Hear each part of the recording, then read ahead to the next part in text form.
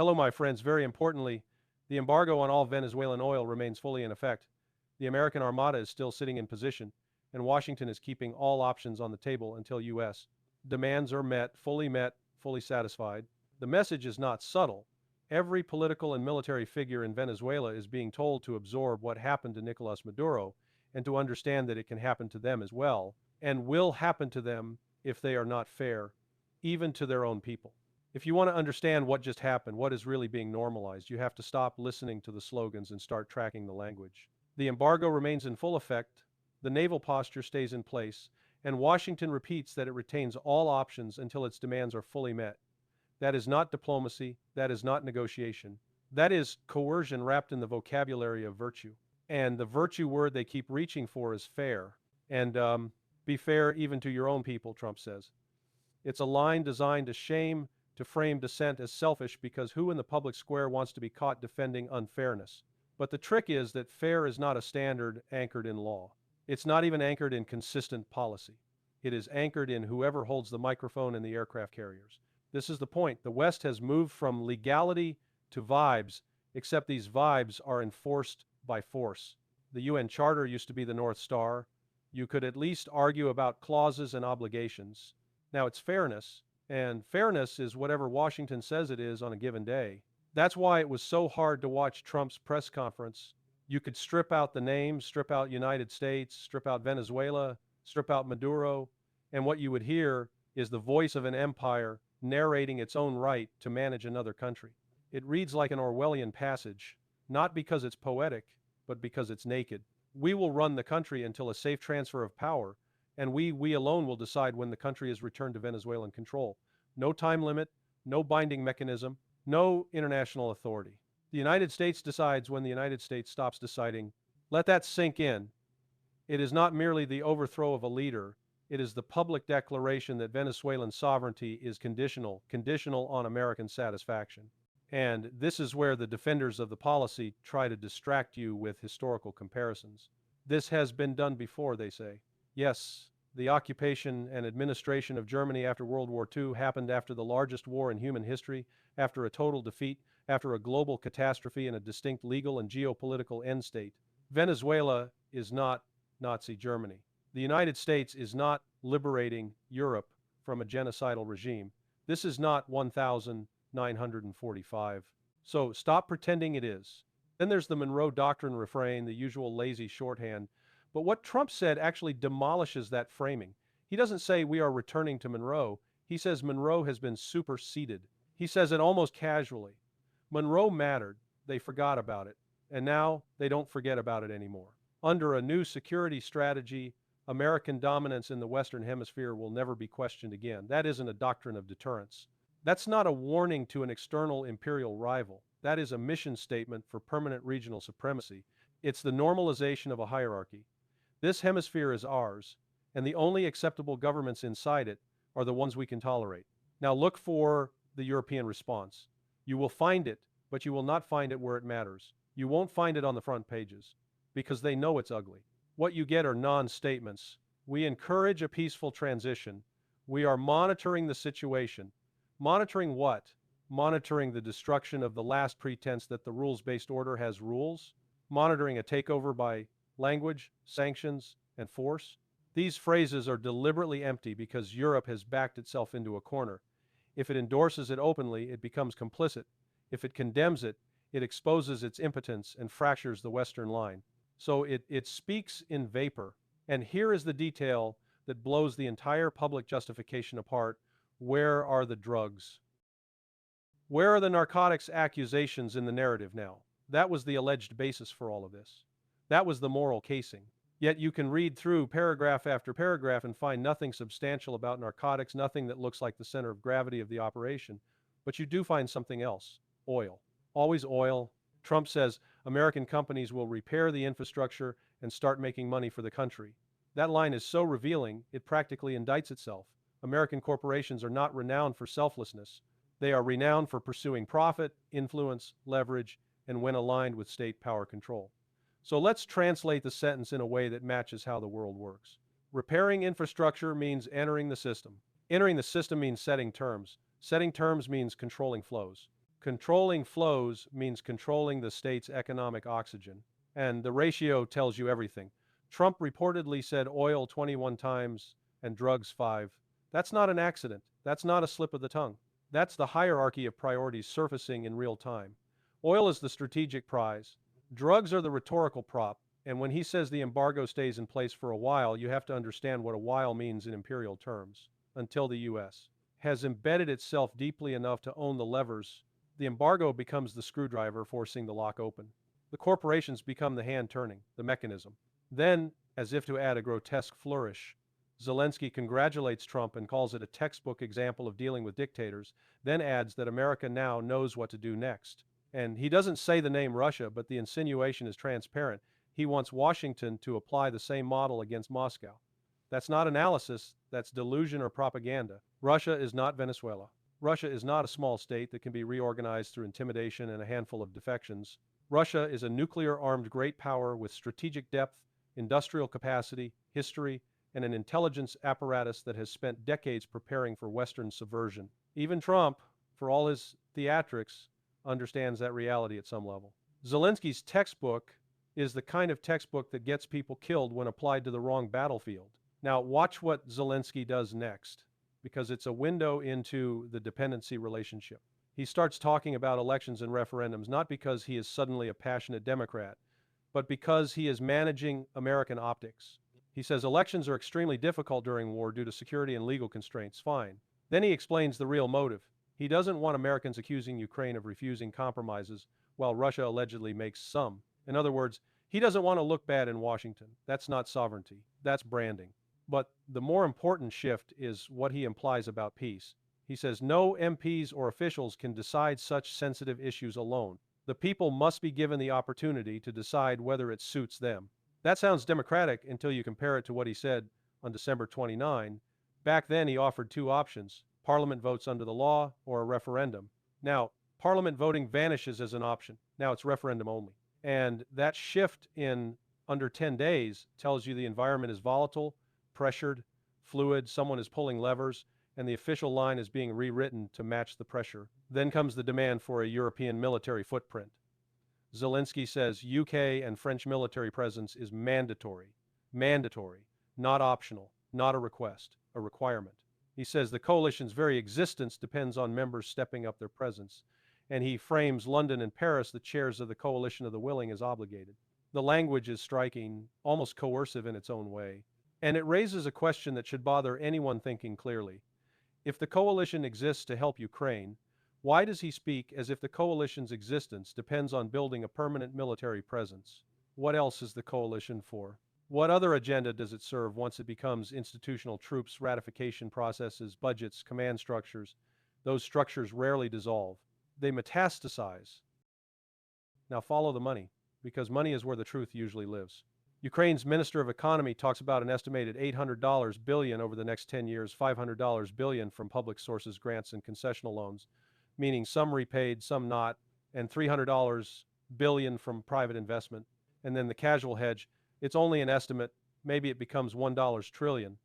But the essential question, who pays, is conveniently left unanswered.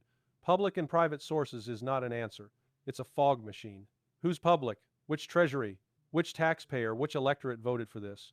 If the United States and Europe are not parties to the conflict, as the framing often claims, how exactly do they become the financial guarantors for a decade-long reconstruction project at near trillion scale? This is the core pattern, and once you see it, it becomes impossible to unsee. In Venezuela, the West discards international law and replaces it with fairness, enforced by embargo and force. In Ukraine, the West discards sovereign decision-making and replaces it with optics management, referendum theater, and a push for European military entrenchment. Both tracks are tied together by the same logic. Western power must be the final arbiter. Western dominance must not be questioned. And when the rhetoric slips, as it did yesterday, you hear the truth. Governance is not a right of the people. It is a privilege granted by the occupier when the occupier is satisfied. And that is why Russia matters in this story, whether Zelensky says the name or not. Russia is the obstacle to this worldview, becoming universal. Russia's refusal to accept Western arbitration, its refusal to let fairness be defined in Washington, blocks the empire from turning this model into a standard operating procedure everywhere. That's why the rhetoric is hysterical, why the moral language is inflated, why democracy is invoked like a spell. Because if the spell breaks, if people see that fairness is just a slogan covering domination, then the entire architecture of Western coercion starts to look exactly like what it is. That word fair is doing a lot of work here. Yesterday, Donald Trump issued a stark warning to every Venezuelan political figure. The condition for survival, at least as framed from Washington, is be fair even to your own people. Of course, the translation is obvious. Be fair to the United States first, and then, as a rhetorical garnish, be fair to your own people. But the real question is the one nobody in the West wants to say out loud. Who decides what fair means? Who is the arbiter? Who is the judge? Who is the executioner? This is where the logic in the West has flipped on its head. In the past, even in the Cold War, even at the height of confrontation, international law and the UN Charter were the nominal North Star.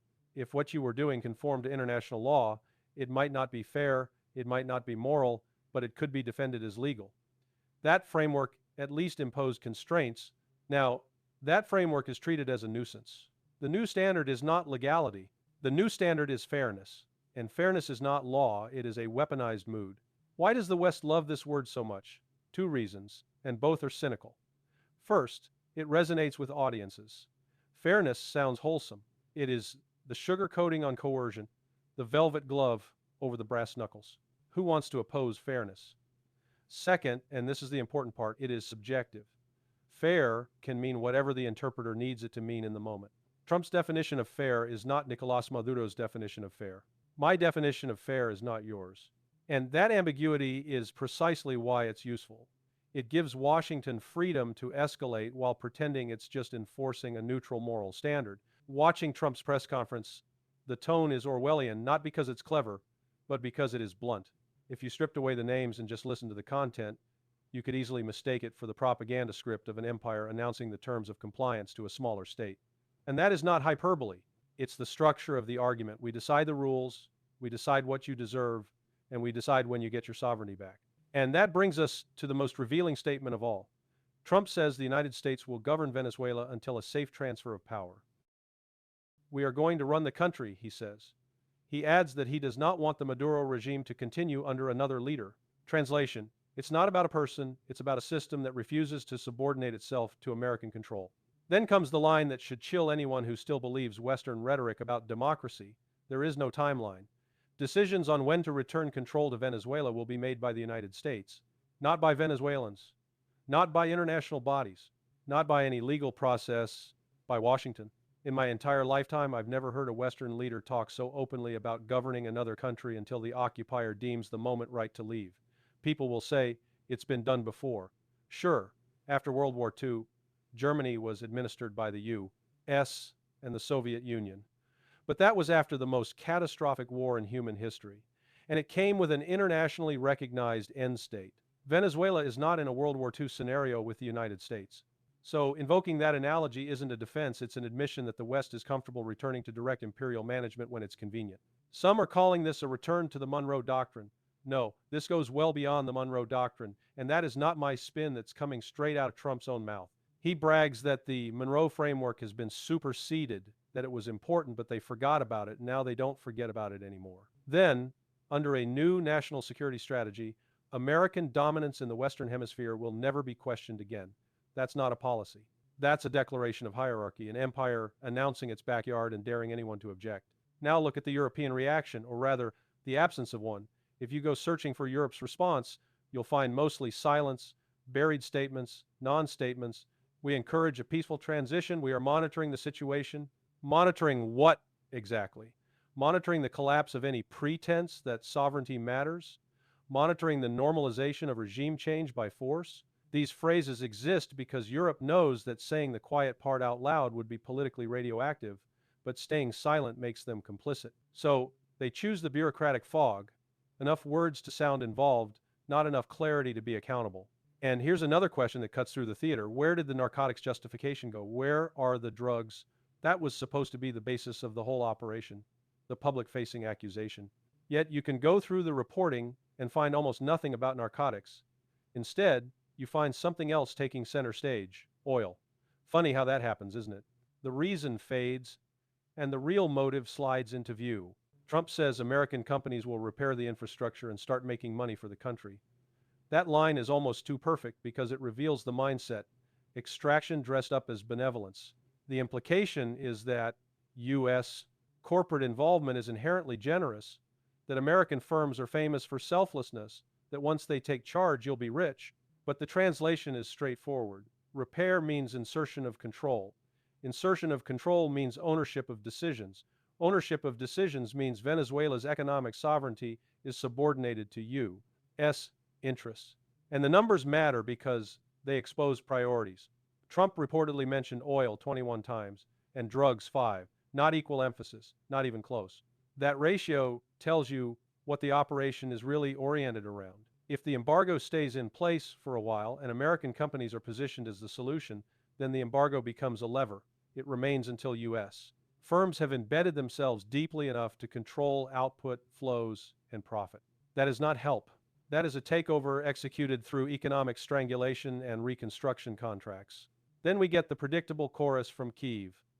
Volodymyr Zelensky congratulates Trump and calls this a textbook example of how to deal with dictators, adding that the United States now knows what to do next.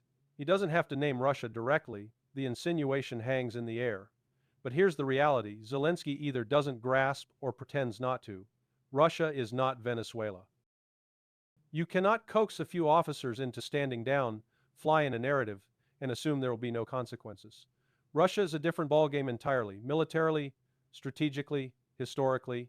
Even Trump knows that whatever he says for domestic consumption, what's interesting is how Zelensky pivots into referendums. Less talk about elections, more about referendums. He claims it is extremely difficult to hold elections during wartime security constraints. Legal constraints, fine. Then he reveals the real driver: optics. He doesn't want Americans accusing Ukraine of refusing compromises that Russia allegedly makes. In other words, this is not Ukrainian democratic enthusiasm. This is message management for Washington. Then comes the more consequential claim. For any peace agreement, Zelensky suggests that no MPs or officials can decide such sensitive issues alone, and that the people must be given the opportunity to choose whether it suits them. That implies a referendum becomes mandatory for peace. But note the inconsistency. Less than 10 days earlier, December 29, according to the text, he had presented two options. Parliament could vote under the law, or there could be a referendum. Now, Parliament voting is no longer an option. The line hardens. Only a referendum can decide the peace. The shift matters because it signals volatility, and volatility is usually a symptom of external pressure someone is pushing, and the public story is being reshaped in real time. Next, he moves to security guarantees and the European military presence. Zelensky says UK and French military presence is mandatory. Mandatory. Not requested, not hoped for, mandatory. He argues that the coalition's very existence depends on whether members are willing to step up their presence. He says troop numbers will become clear after ratification. It was reported, he notes, that the coalition is ready to send up to 15,000 troops, but he may not be satisfied with that. He reminds London and Paris that their presence is required. There's something strange in the tone. It almost sounds like a warning. I was under the impression that the coalition exists to help Ukraine, that Ukraine is the justification for the coalition. So what does it mean to imply that the coalition's existence depends on increased European troop commitments? What other purpose is being smuggled into that structure? If the coalition becomes a standing mechanism, troops, logistics, budgets, a permanent footprint, then Ukraine becomes not just a crisis, but a platform. And platforms in geopolitics rarely get dismantled once they're built. Finally, the money. Ukraine's reconstruction, in this framing, comes with grants and loans and an estimated figure for the next 10 years of $800 billion, $500 billion from public sources, grants and concessional loans, $300 billion from private capital investment. And even that is hedged. Estimates can inflate, totals can balloon, $800 billion can become $1 trillion.